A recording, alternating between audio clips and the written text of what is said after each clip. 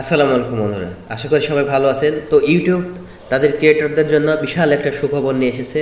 তো আমি ভাবলাম যে এই বিষয়টি আপনারা যেহেতু কন্টেন্ট ক্রিয়েট করেন বা কন্টেন্ট ক্রিয়েশনের জগতে রয়েছেন, আপনাদের সাথে শেয়ার করি, যেটা আপনাদের জন্য জানা অত্যন্ত অত্যন্ত অত্যাবশ্যকীয় একটা ব্যাপার। কেননা এতদিন আমরা যে ইউটিউব ক্রিয়েটররা রয়েছি তাদের চ্যানেলটি ডিমনিটাইজেশন হয়ে যেত বা চ্যানেলটি রিমুভ হয়ে যেত শুধুমাত্র একটি কারণ দেখিয়ে, ইউটিউব সেটি ইনঅথেন্টিক কন্টেন্ট যে তাদের টার্মস কন্ডিশন রয়েছে এইটির একটা ইস্যু দেখেই কিন্তু একটা চ্যানেল ডিমনিটাইজেশন বা রিমুভ করে দিত আর কি। হ্যাঁ, সো এতে করে আসলে একজন ক্রিয়েটরের বোঝার কোনো উপায় ছিল না আসলে কোন কারণটার জন্য তার চ্যানেলটি ডিমনিটাইজেশন হয়ে যাচ্ছে অথবা চ্যানেলটি রিমুভ হয়ে যাচ্ছে। সো ইউটিউব তাদের ক্রিয়েটরদের কথা চিন্তা করে এই জায়গাটা নিয়ে একটা ভালোভাবে কাজ করেছে এবং তারা তিনটি নতুন বিষয় নিয়ে এসেছে এবং ক্যাটাগরি সংযুক্ত করেছে, যার মাধ্যমে ক্রিয়েটররা এখন বুঝতে পারবেন আসলে তার চ্যানেলটি কী কারণ ডিমনিটাইজেশন হয়েছে আর কি।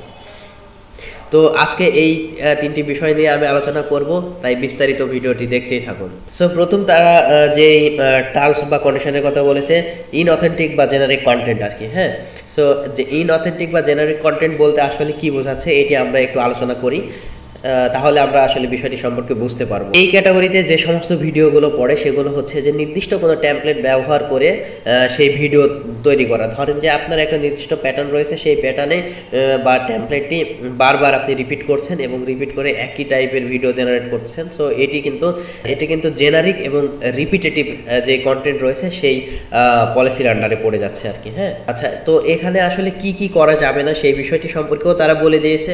সো আপনি কোনো টিউটোরিয়াল বা কোনো ভিডিও হুবহু কপি করতে পারবেন না আর কি। তারপরে ধরেন যে অনেকেই বিভিন্ন ট্রেন্ড দেখে একটা টেমপ্লেট তৈরি করে কিন্তু সেই ধরনের ভিডিও তৈরি করেন।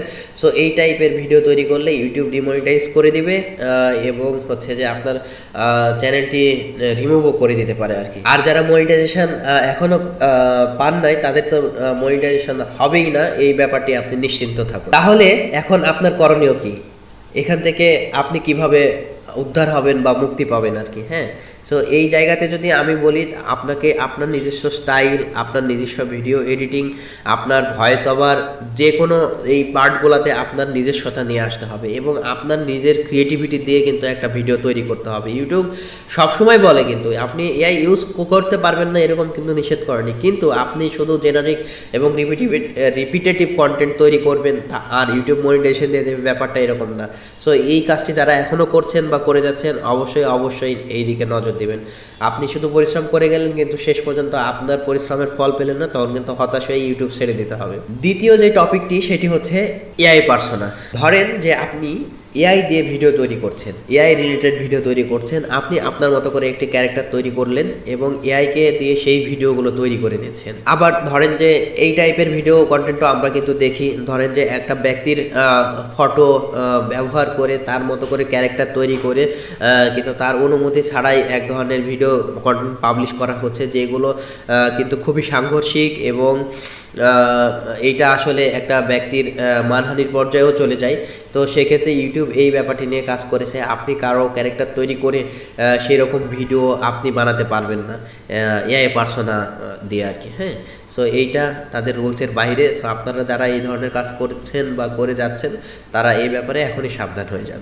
আবার আরেকটা ব্যাপার তারা বলছে, এই এআই পার্সোনার ব্যাপারে, আপনি এআই পার্সোনা তৈরি করে কখনোই আপনি ফাইন্যান্স রিলেটেড কোনো তথ্য বা ভিডিও ইউটিউবে পাবলিশ করতে পারবেন না, কারণ এইগুলো ব্যাপারগুলো সেন্সিটিভ আর কি। হ্যাঁ, এছাড়াও রয়েছে আপনার হেলথ, হ্যাঁ, ইন্স্যুরেন্স, এই টাইপের যেই ব্যাপারগুলো রয়েছে এইগুলো আপনি এআই পার্সোনা দিয়ে আপনি নিজে করতে পারবেন। হ্যাঁ, একজন ধরেন যে অ্যাজ এ পার্সন হিসাবে আপনি এটা আপনার অভিজ্ঞতা থাকলে আপনি সেই অভিজ্ঞতা থেকে বলতে পারবেন, কিন্তু আপনি আপনার মতো করে বা কোনো একটা পার্সনের ধরেন যে পার্সোনা ক্রিয়েট করে, এআই দিয়ে ক্রিয়েট করে আর কি, ক্যারেক্টার তৈরি করে আপনি সেই ভিডিও করতে পারবেন না বা কন্টেন্ট পাবলিশ করতে পারবেন না। তাহলে ইউটিউব এটা আপনার চ্যানেলটি কখনোই মনিটাইজ করবে না, এই ব্যাপারে আপনি নিশ্চিত থাকেন, কারণ তারা তাদের প্রাইভেসি পলিসিতে বলেই দিচ্ছে এই ব্যাপারগুলো সম্পর্কে। 3 নাম্বার যে বিষয়টি রয়েছে সেটি হচ্ছে আনস্যাটিসফাইং অফ পুটিং কন্টেন্ট।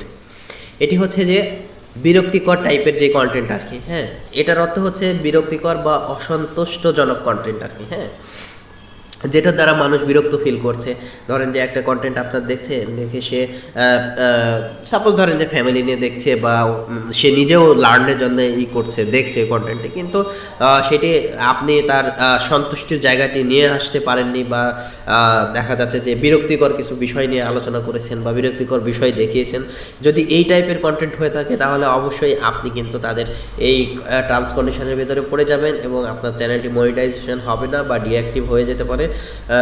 এই ব্যাপারটি ইউটিউব বলেছে।